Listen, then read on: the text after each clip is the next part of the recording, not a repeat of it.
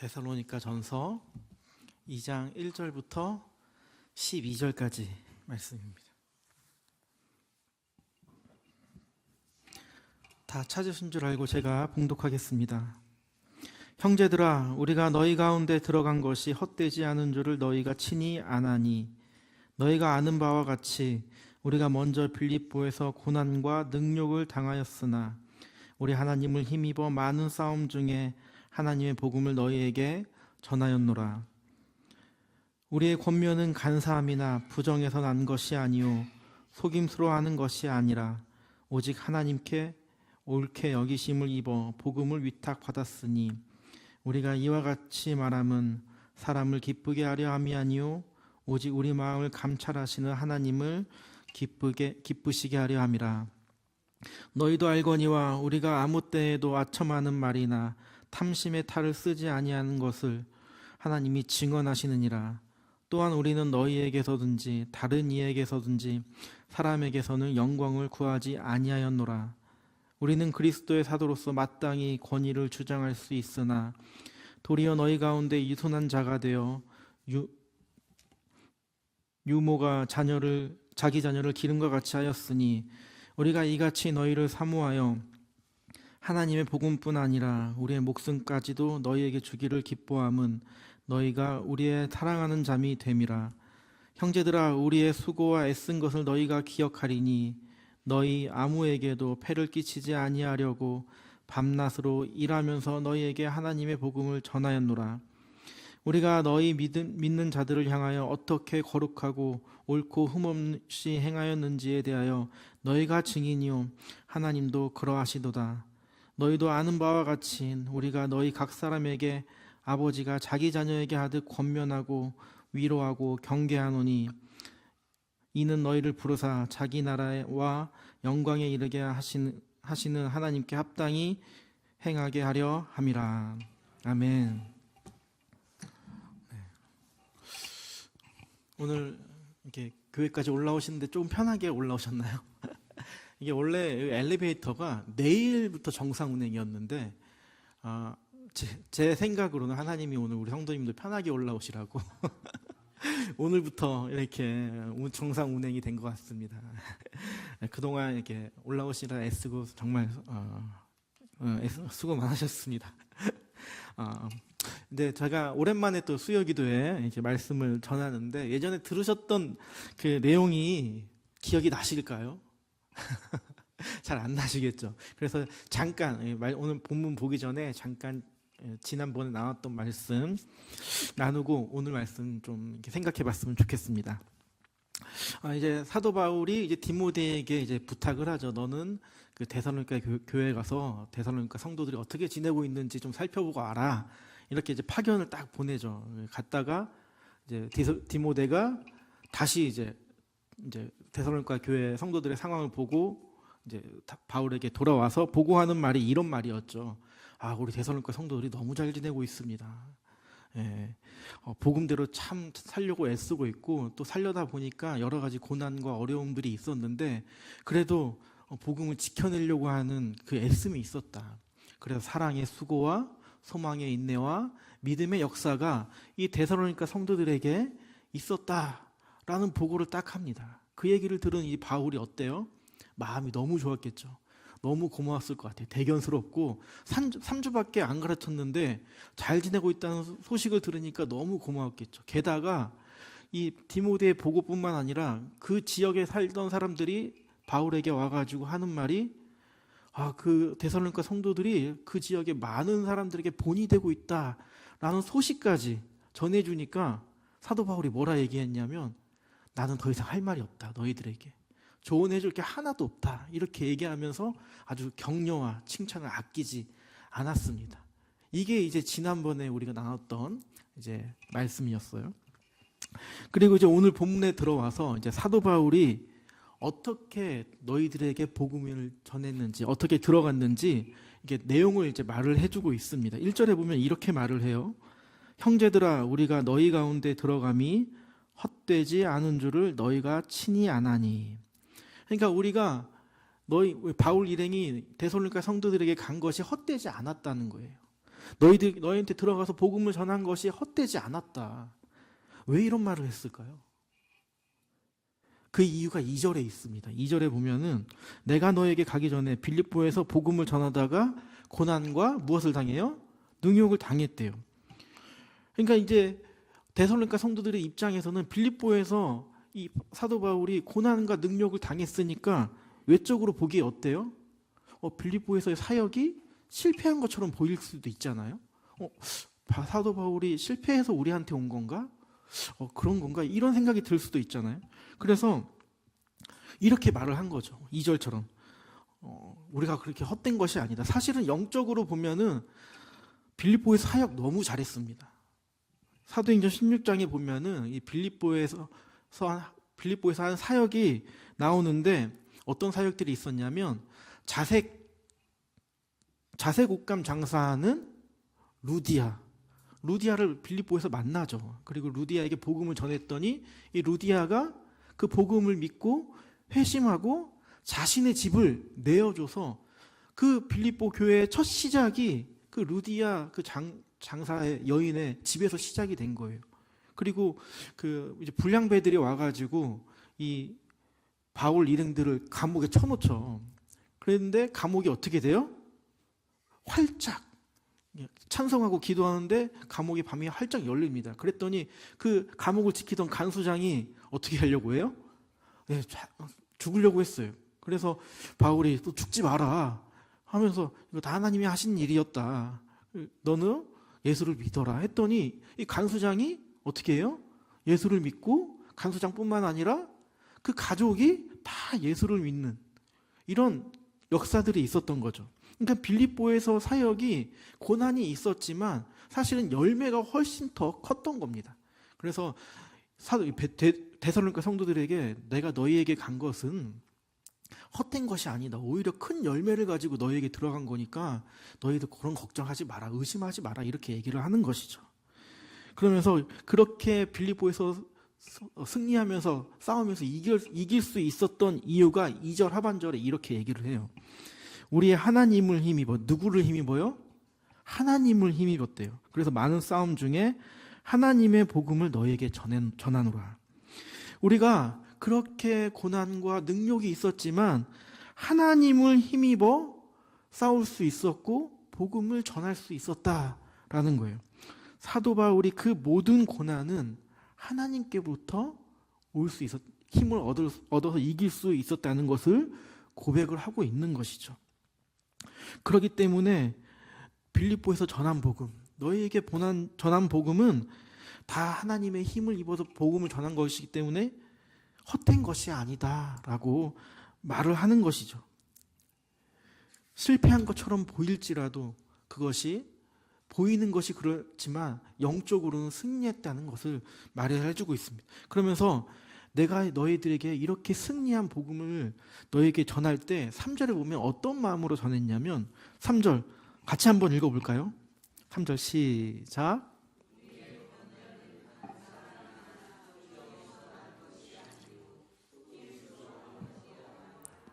아멘.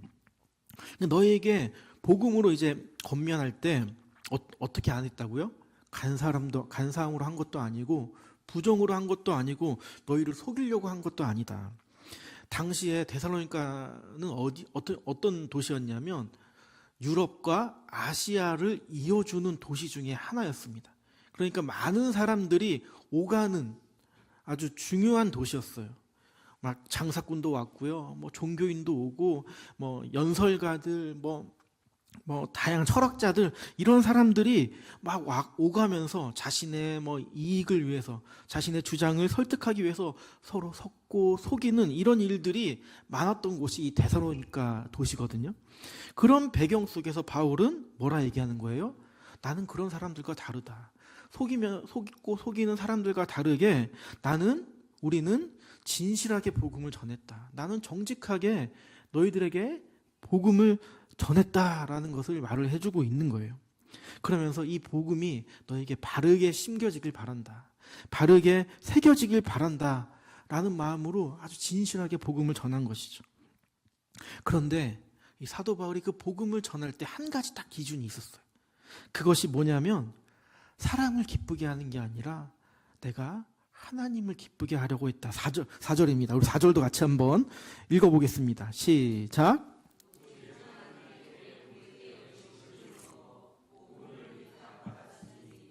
우리가 이와 같이 말함은 사람을 기쁘게 하려 함이 아니요 오직 우리 마음을 감찰하시는 하나님을 기쁘시게 하려 함이라. 아멘. 사도 바울의 이 사역의 기준은 아주 분명했습니다. 사람의 어떠함, 사람의 반응, 사람의 기쁨이 아니라 누구의 기쁨이요? 하나님이 기뻐하시는가? 이것이 하나님이 정말 기뻐하시는 일인가? 이게 기준이었던 거예요. 만약 이 사도 바울이 복음을 전할 때 하나님이 기준이 아니라 사람이 기준이었다면 어땠을까요? 여기서 사람을 기쁘게 했다는 말은 5절에 보면은 아첨하는 말로 사람을 기쁘게 했다는 거예요. 그러니까 사람의 환심을 사기 위해서 아첨하는 말로 복음을 전했다면 어땠을까요? 아마 오래 버티지 못했을 겁니다. 왜겠어요? 복음을 전할 때마다 사람들의 반응이 어때요?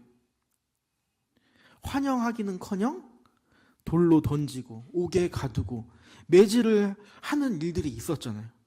물론 이제 복음을 듣고 회심하는 사람들도 덜어 있었지만 복음을 듣기 싫어하는 사람들이 더 많았던 거죠.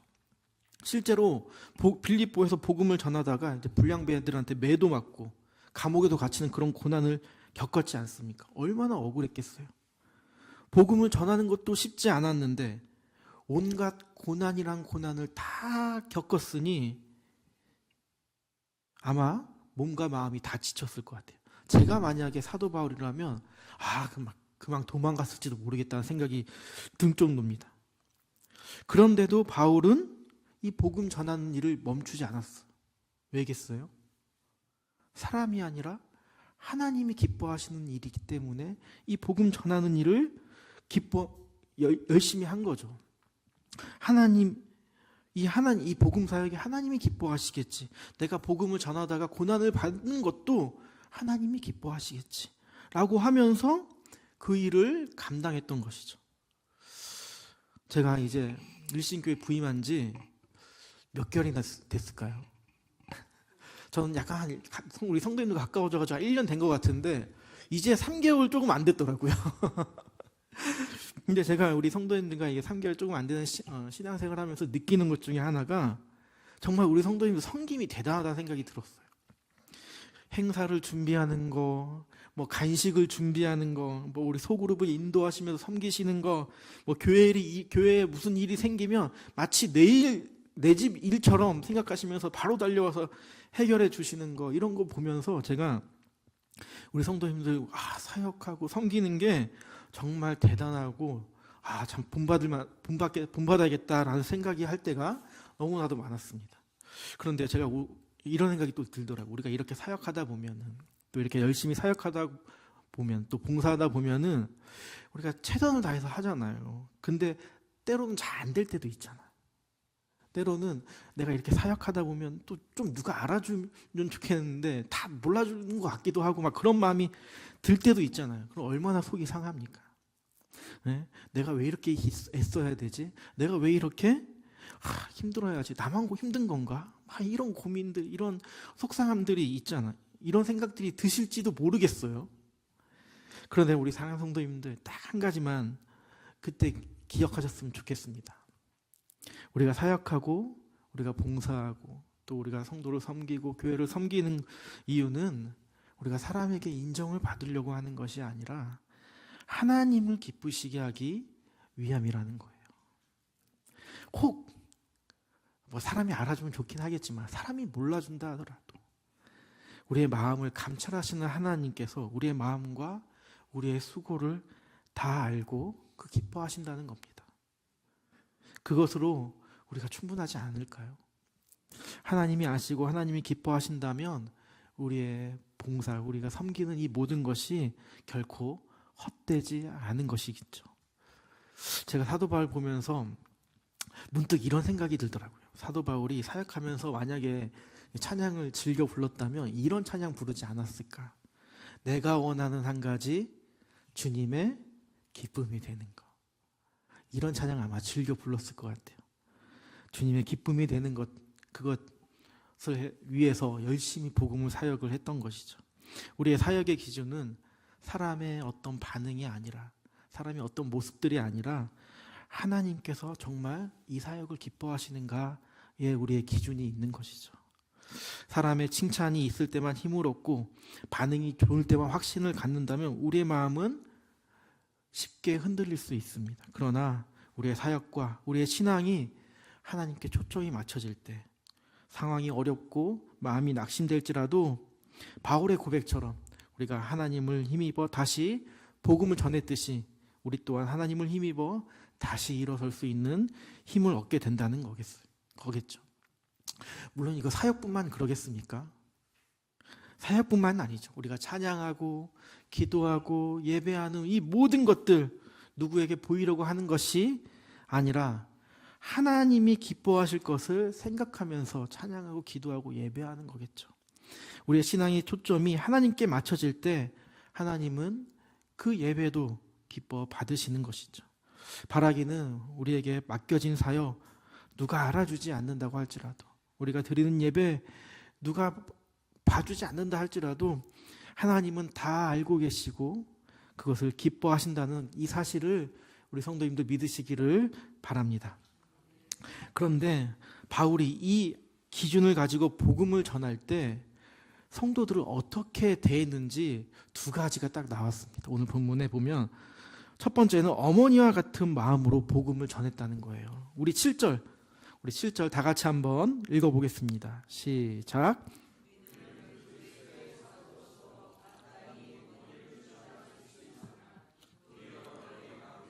유순한 자가 되어 유모가 자기 잔이를 기름과 같이 하였으니. 아멘.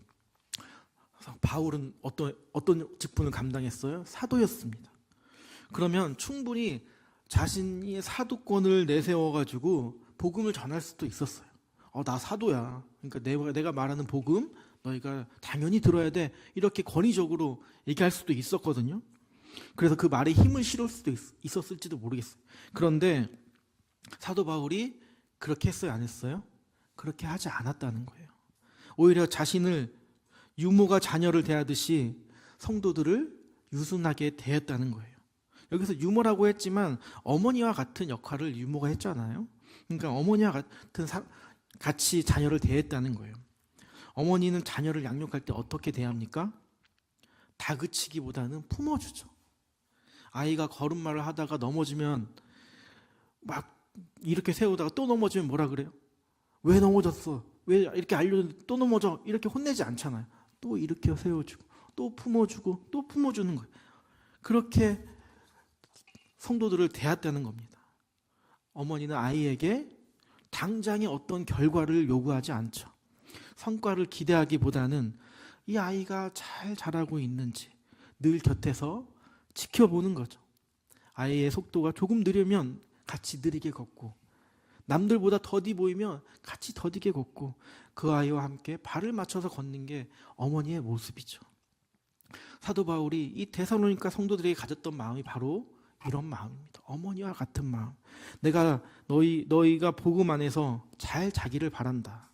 너희가 조금 부족해도 때로는 넘어지고 흔들려도 내가 함께 하면서 너희를 붙들어 줄게 라는 이 마음으로 복음을 전했다는 거예요. 근데 그 복음을 전할 때 그 동력이 뭐겠어요? 사랑입니다. 어느 정도의 사랑이냐면 8절에 보면 이렇게 얘기를 해요. 우리가 이같이 너희를 사모하여 하나님의 복음뿐만 아니라 우리의 무엇까지도요? 목숨까지도 주기를 기뻐함은 너희가 우리의 사랑하는 자가 됨이라. 복음을 말로만 전한 것뿐만 아니라 자신의 목숨까지도 내어줄 정도의 사랑이었다는 거예요. 말씀만 가르쳐 준 게 아니라 자기 자신을 내어준 거예요. 마치 누구처럼요? 예수님처럼요. 예수님이 자기 자신을 내어주신 것처럼 사도 바울도 예수님처럼 자기를 성도들에게 내어준 거죠. 그만큼 사랑으로 대했다는 겁니다.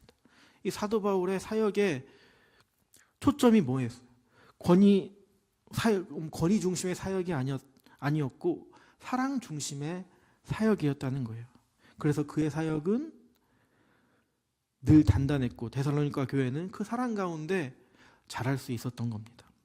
그리고 두 번째는 아버지와 같은 마음으로 복음을 전했습니다. 우리 11절도 같이 한번 읽어보겠습니다. 11절 시작.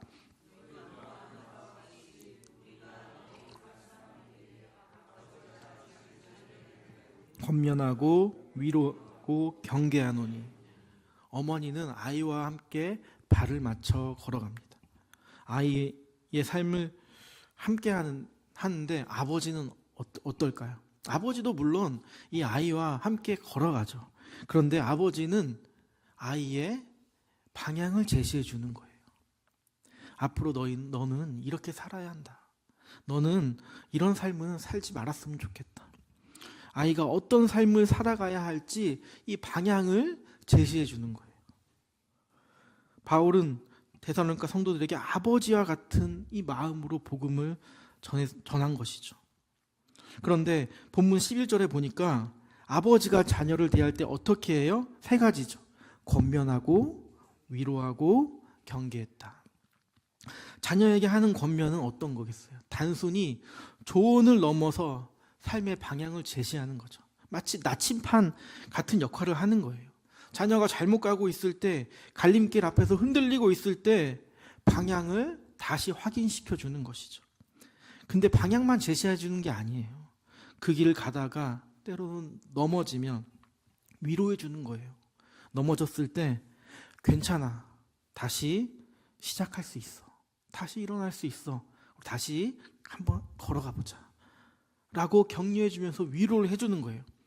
그리고 자녀가 잘못된 길을 가려고 할 때 경계를 알려주는 거죠. 선을 그어주는 겁니다. 어떤 선을 그어주는 거예요? 다시 세상 방식으로 돌아가지 말아라.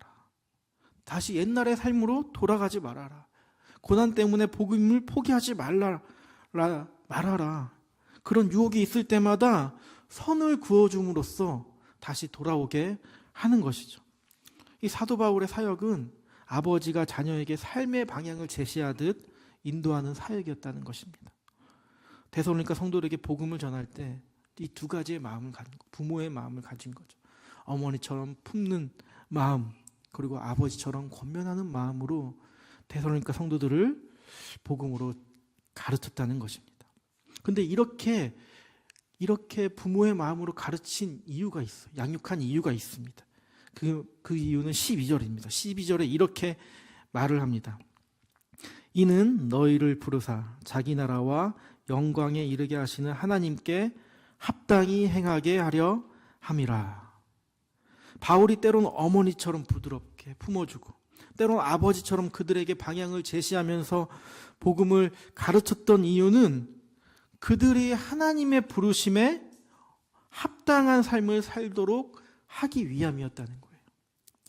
자녀가 이제 성인이 되면 어떻게 해요, 부모? 근데 지금까지 배운 대로 자녀가 살아가야 하는 거죠. 바울과 이 데살로니가 교회도 그런 거예요. 이제 너희가 나를 통해 배운 복음을 너희가 이제 붙들고 이제 하나님 앞에서 스스로 이제 걸어가기를 바란다. 그렇게 걸어가면 분명 주위에서 우리가 받은 고난을 너희도 똑같은 고난을 받을 거다. 너희들 향해 손가락질 할 거다. 너희들 향해 핍박할 거다. 너희들 예수 믿는다고 하면은 너희 삶이 너무나도 불편해질 거다. 그럼에도 너희들은 하나님의 부르심에 합당한 삶을 살아내야 한다. 그러면 너희는 세상과 비교할 수 없는 그 하나님의 나라, 그 하나님의 영광을 누릴 것이다 라고 사도 바울은 데살로니가 성도들에게 권면하고 있는 겁니다. 그렇다면 하나님의 보시기에 합당한 삶은 또 무엇일까요? 오늘 본문에서 말하는 부르심에 합당한 삶은 서두에 말씀드린 것처럼 결국 하나님을 기쁘시게 하는 삶인 거죠. 그러면 어떻게 하면 하나님을 기쁘시게 할 수 있을까? 이 질문에 여러 개의 답이 있겠지만 저는 이 말씀이 떠올랐습니다. 사도 바울이 쓴 로마서에서 로마서 12장 1절에 보면은 사도 바울이 이렇게 말을 해요. 그러므로 형제들아 내가 하나님의 모든 자비하심으로 너희를 권하노니 너희 몸을 하나님이 기뻐하시는 거룩한 산 제물로 드리라. 이는 너희가 드릴 영적 예배니라. 이 말이 무슨 뜻일까요? 뭐 어려운 말처럼 들리지만 사실은 간단합니다. 우리 하루의 삶이 하나님이 기뻐하시는 삶이 되라는 뜻이죠. 교회에 와서 예배 시간만 하나님을 생각하고 하나님이 기뻐하는 시간만 되는 것이 아니라 내가 서 있는 자리에서 하나님을 늘 생각하라는 거예요. 하나님이 무엇을 기뻐하실까? 내가 교회에서뿐만 아니라 내가 가정에서, 내가 직장에서 내 삶이 하나님이 기뻐하는 삶을 살고 있는 것인가? 정말 이 모습이 하나님이 기뻐하는 모습일까? 라는 이 질문을 가지면서 살아가는 삶, 그것이 하나님이 기뻐하시는 삶이 아닐까 합니다. 우리 사랑하는 성도님들, 이번 한 주도 하나님을 기뻐하시는 삶을 살아가시기를 주님으로 축복합니다. 그럴 때 하나님이 여러분들에게 은혜 주시고 힘을 주실 것을 간절히 바라고 또 소망하게 됩니다. 기도하겠습니다. 우리의 사랑과 은혜가 풍성하신 하나님 아버지, 우리의 모든 사역이 하나님을 기쁘시게 하는 사역이 되기를 간절히 소망합니다. 하나님이 주시는 힘으로 우리가 사역할 수 있도록 주님 인도하여 주시고, 우리의 사역뿐만 아니라 우리의 삶 또한 주님을 기뻐하시는 삶이 될 수 있도록 주님 우리의 삶을 인도하여 주시옵소서. 이 모든 것 살아계신 예수님의 이름으로 기도드립니다. 아멘.